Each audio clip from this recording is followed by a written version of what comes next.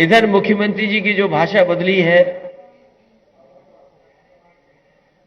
पता नहीं मुख्यमंत्री क्यों भाषा बदल रहे हैं। और मुझे लगता है कि जो हवा चल रही है पहले चरण में, यहां के लोगों ने ऐसी हवा चलाई है कि भारतीय जनता पार्टी और खासकर मुख्यमंत्री जी, उनको समझ में नहीं आ रहा कि क्या कहा जाए। वो हमारे मुख्यमंत्री हैं, वो कोई कंप्रेसर थोड़ी है कि हमें ठंडा कर देंगे। हमारे बहुत सारे लोग हैं, जानते होंगे, फ्रिज में ठंडी चीज रखने के लिए कंप्रेसर होता है। कंप्रेसर खराब हो जाए तो क्या मुख्यमंत्री जी हमारे कंप्रेसर हैं? और जो लोग कह रहे हैं, गर्मी की बात कर रहे हैं, हम उन्हें भरोसा दिलाना चाहते हैं कि गठबंधन की सरकार बनेगी तो भर्ती दी जाएगी, भर्ती खोली जाएगी। गर्मी नहीं, भर्ती। नौजवानों को भर्ती के लिए उन्हें देने का काम, उनको नौकरी देने का काम गठबंधन में होगा। और जिस तरीके से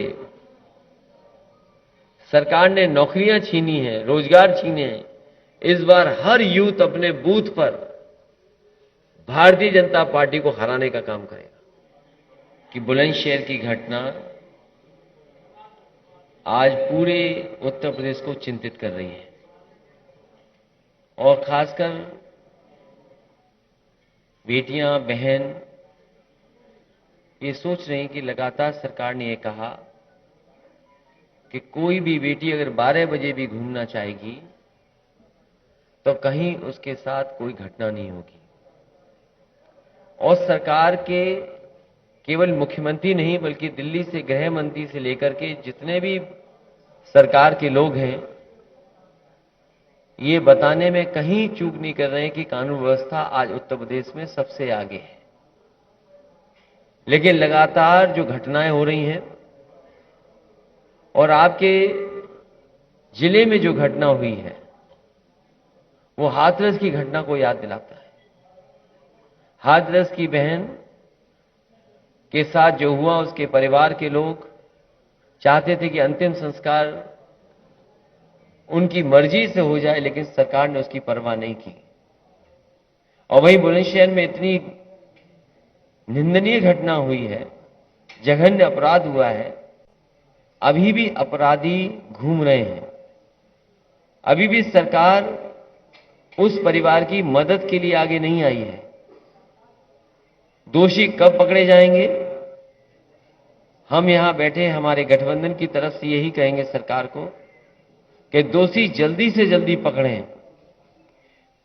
और कड़ी से कड़ी कार्रवाई हो। और जो सरकार आज मदद कर सकती है, सरकार मदद करने के लिए आगे आए। और जहां ये दावा करती है सरकार कि उसकी सरकार में बेटियां सुरक्षित हैं, कहीं कोई अपराध नहीं हो रहा है, कम से कम अब झूठ ना बोलना सरकार बंद कर दे। और अगर हम आंकड़े देखते हैं तो बड़े पैमाने पर ऐसी घटनाएं उत्तर प्रदेश में हो रही हैं और आंकड़ों में भी कई प्रदेशों को उत्तर प्रदेश ने पीछे छोड़ा हुआ है। जो सबसे अच्छी योजना थी पुलिस रिस्पांस सिस्टम डायल 100, नाम बदल करके 112 उसको कबाड़ा कर दिया, बर्बाद कर दिया। मैं आज भरोसा दिला सकता हूं, मैंने कल भी कहा कि पहले यह तय था कि 10 और 12, 15 मिनट में पुलिस पहुंच जाए मौके पर, और इसको धीमे धीमे और अच्छा करना था जिससे कि कम समय में पुलिस पहुंच जाए। समाजवादी सरकार और आरएलडी के गठबंधन की सरकार, सहयोगी दलों की सरकार बनती है तो भरोसा दिला सकते हैं कि चाहे गाड़ियां बढ़ानी पड़े और बेटियों बहन के लिए जिस तरीके से 1090 पावर वुमेन लाइन बनाई गई थी, अगर स्ट्रक्चरली चेंज करके बेटियों की सुरक्षा के लिए डायल 100, डायल 112 में ही कोई व्यवस्था करनी पड़ेगी तो की जाएगी। और वहीं गाड़ियों की संख्या विशेष बढ़ा करके सुरक्षा का माहौल बनाने का काम ये दोनों गठबंधन के लोग करेंगे। हमारे किसान दुखी हैं कि इस बजट में भी उनके साथ धोखा हो गया। ये बजट तो ऐसा आया है कि गरीब को महसूस ही नहीं हो रहा कि कोई बजट आया है, और सरकार कह रही कि अमृत बजट है।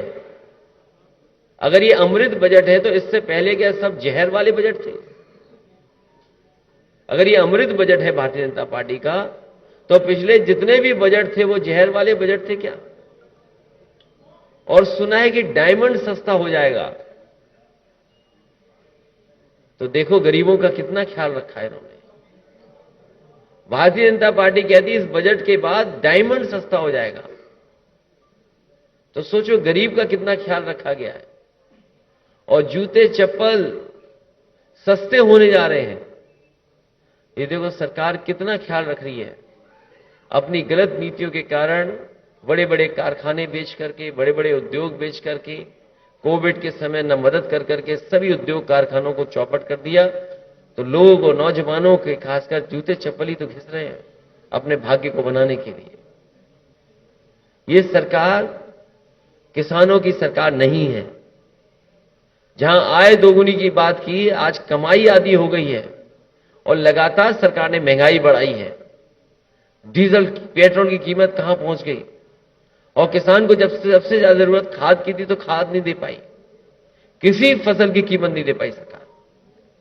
इसलिए मैं कहना चाहता हूं कि आज वही 3 तारीख है। एक 3 तारीख ऐसी भी थी जिस दिन जीप से कुचल दिए गए थे लोग, किसान कुचल दिए गए थे, और अभी भी किसान भूले नहीं है वो। इसलिए मैं कह सकता हूं ये चुनाव किसानों के मान सम्मान का चुनाव भी है। इस बार जनता ने तय किया है भाईचारा बनाम भारतीय जनता पार्टी चुनाव है।